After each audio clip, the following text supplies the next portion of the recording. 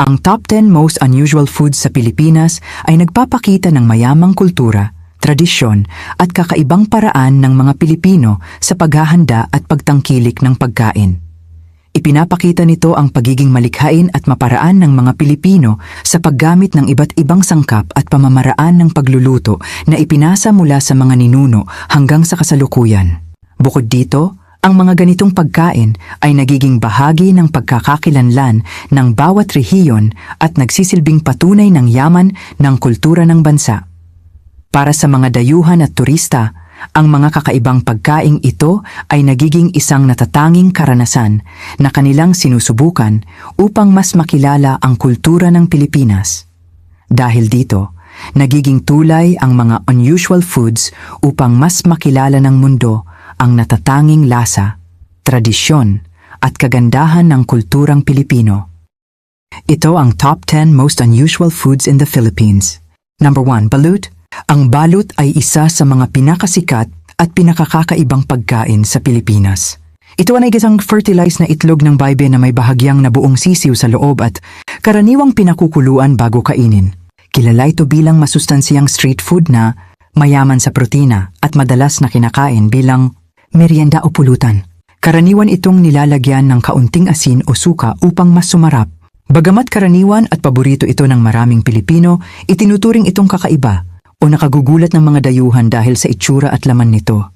Ang balut ay naging bahagi na rin ng kultura at pagkakakilanlan ng pagkaing Pilipino at madalas na sinusubukan ng mga turista bilang isang natatanging karanasan.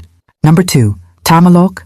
Ang tamilok ay isang kakaibang pagkaing dagat na kilala sa Pilipinas, lalo na sa lalawigan ng Palawan. Bagamat madalas itong tawaging woodworm o uod sa kahoy, hindi ito tunay na uod kundi isang uri ng mollusk na kamag-anak ng mga tahong at talaba.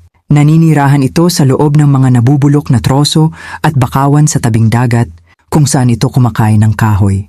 Karaniwang inihahain ang tamilok ng hilaw at nilalagyan ng suka, kalamansi, sibuyas at iba pang pampalasa upang mapaganda ang lasa nito.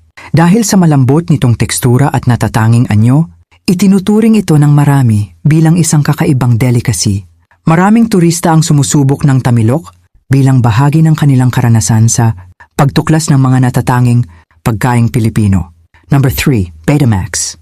Yung Betamax ay isang sikat na street food sa Pilipinas na gawa sa namuong dugo ng manok o baboy na hinihiwa sa parisukat na piraso. Tinutusok sa barbecue stick at inihaw sa uling. Karaniwan itong isinasawsaw sa suka na may bawang at sili upang mas maging malasa. Nakuha nito ang pangalang Betamax dahil ang hugis nito ay kahawig ng lumang Betamax videotape na ginagamit noon sa panonood ng mga pelikula. Ititinuturing itong isa sa mga pinakakakaibang pagkain sa Pilipinas dahil ang pangunahing sangkap nito ay dugo, isang bagay na hindi karaniwang kinakain sa maraming bansa. Para sa maraming dayuhan, ang ideya ng pagkain ng namuong dugo ay maaaring nakagugulat o hindi pangkaraniwan. Bukod dito, ang madilim nitong kulay at simpleng anyo ay maaaring hindi agad mukhang kaaya-aya sa unang tingin. Gayunpaman, para sa maraming Pilipino, ang Betamax ay isang masarap, murang at paboritong street food na may natatanging lasa at bahagi na ng lokal na kultura ng pagkain. Number 4, Adidas. Ang Adidas ay isang kilalang street food sa Pilipinas na gawa sa paa ng manok na nililinis, pinakukuluan, nilalagyan ng pampalasa, at pagkatapos ay inihaw sa uling hanggang maging malasa at bahagyang malutong ang balat. Karaniwan itong ibinebenta sa mga ihawan at kanto-kantong street food stalls sa buong bansa at madalas na sinasawsaw sa maanghang na suka o espesyal na sawsawan. Nakuha nito ang pangalang Adidas bilang bahagi ng nakatutuwang kaugalian ng mga Pilipino na magbigay ng mga kakaibang pangalan sa street food. Dahil ang Adidas ay isang sikat na tatak ng sapatos, inihalintulad ang paa ng manok sa paa na nagsusuot ng sapatos, kaya nabuo ang pangalang ito. Itinuturing itong isa sa mga pinaka-weird o kakaibang pagkain para sa maraming dayuhan dahil ang paa ng manok ay kadalasang hindi kinakain sa ibang bansa at madalas lamang itinatapon o ginagamit bilang sangkap sa sabaw. Ang hitsura nito na may mga daliri at kuko ng manok ay maaring magdulot ng pagkagulat sa mga hindi sanay. Gayunpaman, para sa maraming Pilipino, ang Adidas ay isang masarap na merienda na pinahahalagahan dahil sa malinamnam nitong balat, litid at natatanging tekstura. Isa rin itong halimbawa ng pagiging malikhain ng mga Pilipino sa paggamit ng iba't ibang bahagi ng pagkain upang maiwasan ang pag-aaksaya. Thank Soup Number 5. Ang Soup Number 5 ay isang kakaibang pagkaing Pilipino na kilala bilang sabaw na pangunahing gawa sa ari at bayag ng baka. Karaniwan itong niluluto kasama ng iba't ibang pampalasa, gulay at mga sangkap na nagbibigay ng masaganang lasa sa sabaw. Matagal na itong bahagi ng ilang lokal na tradisyon sa pagkain at madalas na makikita sa mga espesyal na kainan na naghahay ng mga kakaibang putahe. Itinuturing itong isa sa mga pinaka-weird na pagkain sa Pilipinas dahil ang pangunahing sangkap nito ay mga bahagi ng hayop na bihirang kainin sa maraming bansa. Para sa maraming tao, lalo na sa mga dayuhan, ang ideya ng pagkain ng ari at bayag ng baka ay maaring nakagugulat o hindi pangkaraniwan. Ang pangalan nitong Soup Number 5 ay naging mas tanyag dahil sa misteryo at kakaibang reputasyon nito. May ilang paniniwala na ang pagkain ng Soup Number 5 ay nakapagbibigay ng dagdag na lakas, sigla o stamina. Gayunpaman, ang mga ganitong paniniwala ay bahagi ng tradisyonal na pananaw at hindi nangangahulugang napatunayan ng siyentipikong pag-aaral ang mga espesyal na benepisyong ito. Sa kabila ng kakaibang sangkap nito, marami pa ring Pilipino ang sumusubok at nagugustuhan ang Soup Number 5 dahil sa malinamnam nitong sabaw, kakaibang tekstura at natatanging lugar nito sa kulturang pagkain ng bansa. 6. Helmet. Ang helmet ay isang tanyag na street food sa Pilipinas na gawa sa ulo ng manok na nililinis, pinakukuluan, tinitimplahan, at pagkatapos ay iniihaw sa uling hanggang maging mabango at malasa. Karaniwan itong ibinebenta sa mga street food stalls at ihawan sa iba't ibang bahagi ng bansa. Madalas itong kinakain kasama ng maanghang na suka o espesyal na sausawan. Upang mas mapasarap ang lasa, nakuha nito ang pangalang helmet dahil ang ulo ng manok ay kahawig ng isang maliit na helmet kapag nakatusok sa barbecue stick. Tulad ng iba pang Pilipinong street food gaya ng Adidas at Betamax, bahagi ito ng malikhaing kultura ng pagbibigay ng mga kakaibang pangalan sa pagkain. Itinuturing itong isa sa mga pinaka-weird na pagkain sa Pilipinas dahil ang ulo ng manok ay hindi karaniwang kinakain sa maraming bansa. Para sa maraming dayuhan, ang mismong hitsura nito, kabilang ang tuka, mata, at hugis ng ulo, ay maaring nakakagulat o hindi kaaya-aya. Gayunpaman, para sa maraming Pilipino, yung helmet ay isang masarap at abot-kayang pagkain na may kakaibang lasa at tekstura. Marami ang nasisiyahan sa pagkain nito dahil sa malutong na balat, malambot na laman, at sa kanyang karanasang hatid, nito bilang bahagi ng makulay na kultura ng street food sa Pilipinas. 7. Isaw. Ang isaw ay isa sa mga pinakasikat at pinakaminamahal na street food sa Pilipinas. Ito ay gawa sa bituka ng manok o baboy na dumaraan sa masusing paglilinis bago pakuluan, timplahan at ihawin sa uling. Karaniwan itong inilalako sa mga kanto, palengke at mga ihawan kung saan umaakit ang mabangong usok at masarap na aroma nito sa maraming mamimili. Madalas itong isinasawsaw sa suka na may bawang, sibuyas, at sili o kaya naman sa matamis at maanghang na sarsa. Itinuturing itong isa sa mga pinaka-weird na pagkain para sa maraming dayuhan dahil ang bituka ay bahagi ng sistemang panunaw ng hayop at hindi karaniwang kinakain sa maraming bansa. Ang ideya ng pagkain ng bituka ay maaaring magdulot ng pag-aalinlangan sa mga hindi pamilyar dito. Bukod pa rito, ang proseso ng paglilinis at paghahanda nito ay maaaring mukhang kakaiba para sa ilan. Sa kabila nito, ang isaw ay isa sa mga pinakapaboritong street food ng mga Pilipino dahil sa natatangi nitong lasa, malutong at chewy na tekstura at abot-kayang presyo. Isa rin itong simbolo ng pagiging malikhain ng kulturang Pilipino sa paggamit ng iba't ibang bahagi ng hayop upang makagawa ng masasarap na pagkain. Para sa marami, hindi kumpleto ang karanasan sa street food kung hindi natitikman ang isang tusok ng mainit at bagong ihaw na isaw. 8. Dayok.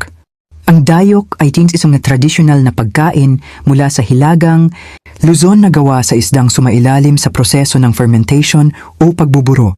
Karaniwang hinahaluan ito ng asin at iniimbak sa loob ng mahabang panahon upang magkaroon ng natatanging lasa at aroma. Sa paglipas ng panahon, nagiging isang malapot at maalat na fish paste ang dayok na ginagamit bilang sausawan o pampalasa sa iba't ibang putahe.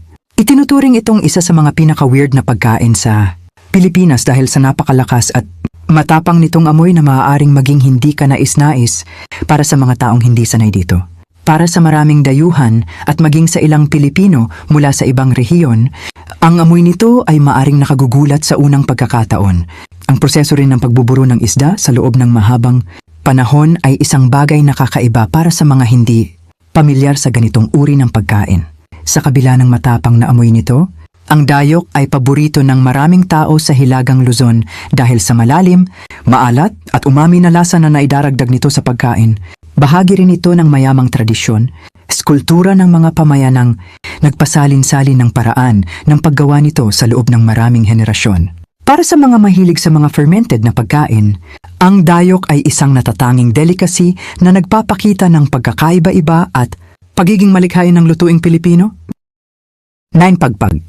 Ang pagpag ay isang uri ng pagkain na karaniwang ginagawa mula sa mga tira-tirang pagkain na kinukuha sa basurahan ng mga fast food o restaurant, nililinis, muling niluluto at kinakain ng ilang mahihirap na komunidad.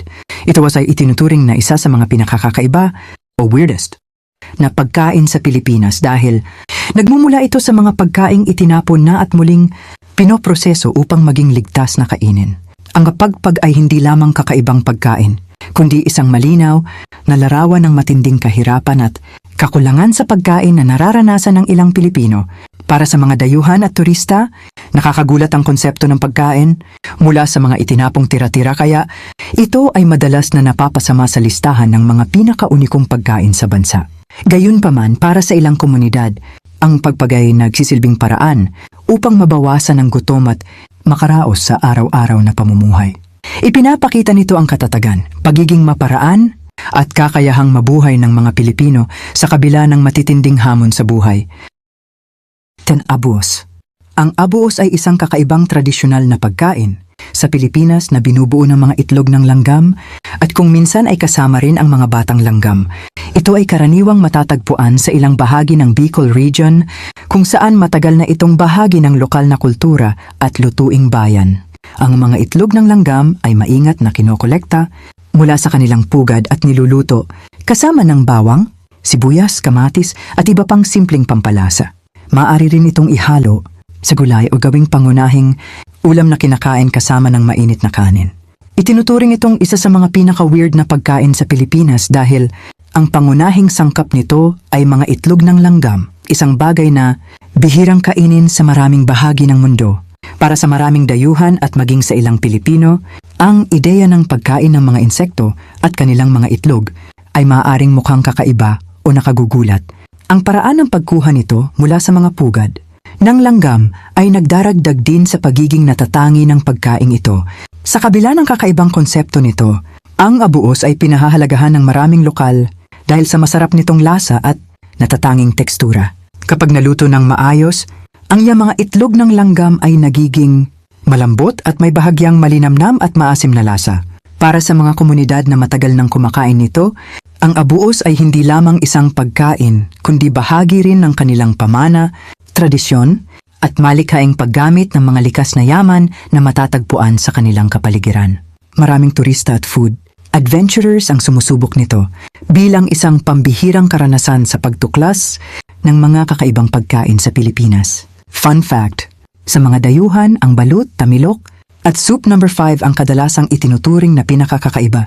Pero para sa maraming Pilipino, ang ilan sa mga ito ay normal na bahagi ng lokal na kultura at pagkain.